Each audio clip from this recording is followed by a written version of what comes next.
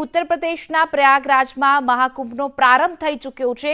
પૌષ પૂર્ણિમાની પ્રથમ ડૂબકી સાથે મહાકુંભની શરૂઆત થઈ ચૂકી છે। સવારે 5:03 કલાકે પૂર્ણિમાની તિથિ સાથે શરૂ થયું શાહી સ્નાન। ત્રિવેણી તટ પર 45 દિવસ સુધી આસ્થાની ઝાંખી રહેશે। ગંગા, યમુના અને અદ્રષ્ટિય સરસ્વતીનું સંગમ સ્થળ। વહેલી સવારથી અનેક શ્રદ્ધાળુઓ કરી રહ્યા છે શાહી સ્નાન। વિદેશી શ્રદ્ધાળુઓ પણ જોડાયા શાહી સ્નાનમાં। મહાકુંભમાં પ્રથમ દિવસે જ ઉમટી શ્રદ્ધાળુઓની ભારે ભીડ। મોટી સંખ્યામાં લોકો સંગમ કિનારે કલ્પવાસની પ્રાચીન પરંપરાનું પાલન કરશે। પૌષ પૂર્ણિમાના આગલા દિવસે એટલે કે ગઈકાલે 50 લાખ શ્રદ્ધાળુઓએ લગાવી ડૂબકી। આજે તો સંગમમાં મોટી સંખ્યામાં સંતો તેમજ પુરુષો, મહિલાઓ, વૃદ્ધો અને બાળકો ઉમટી પડ્યા હતા। આ પહેલા શનિવારે પણ 33 લાખ શ્રદ્ધાળુઓએ સ્નાન કર્યું હતું। એવું માનવામાં આવે છે કે કુંભ મેળામાં સ્નાન કરવાથી પાપોમાંથી મુક્તિ મળે છે।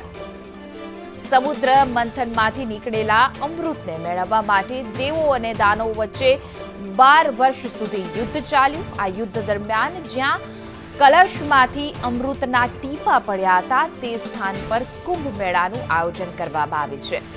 12 વર્ષથી ચાલી રહેલા યુદ્ધને કારણે કુંભ દર 12 વર્ષમાં એકવાર આવે છે।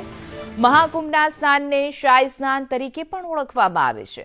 પ્રયાગરાજ કુંભ મેળામાં 6 શાહી સ્નાન થશે। મહાકુંભ મેળાનું પ્રથમ શાહી સ્નાન 13મી જાન્યુઆરી એટલે કે આજે છે, તો બીજું શાહી સ્નાન 14 જાન્યુઆરી 2025ના રોજ મકર સંક્રાંતિના રોજ થશે।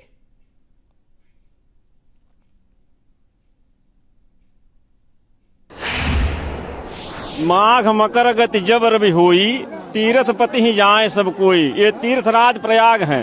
त्रैलोके चतुर्दश भुवने एको विंशति ब्रह्मांड वहा।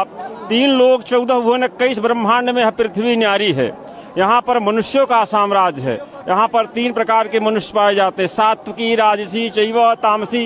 सात्विकी और राजसी और तामसी, यह सात्विकी पुरुषों के कर्म को कथा इतिहास कथा कहते हैं। यह सात्विकी पुरुष तीर्थराज प्रयाग में माघ मकर में आते हैं।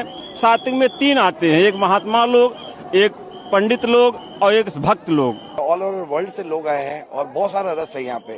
तो ये सोशल मीडिया का धन्यवाद है कि लोगों को जागरूक भी किया। लोगों को व्यवस्था बहुत अच्छी, योगी जी का बहुत बहुत धन्यवाद। और मैं कहते हैं बीजेपी सरकार में अगर योगी जी नहीं होते या उनका प्रशासन अगर नहीं होता तो ऐसी भव्य सुविधा नहीं होती। हम जहाँ से हैं जोधपुर, जो किलोमीटर का रेडियस है उसका, वो वैसे ही प्रयागराज का है, ठीक है ना। तो हमारा पूरा जोधपुर शहर यहाँ बसाया हुआ है। हाँ, मैंने स्नान कर लिया, मुझे बहुत अच्छा लगा। मैं कल से आई हूँ, मैं कल से घूम रही हूँ, लेकिन सुबह का जो मेरा स्नान है बहुत अच्छा लगा। यहाँ के मतलब इतनी तृप्ति हुई, लग रहा है कि कुछ है, सनातन में बहुत कुछ है।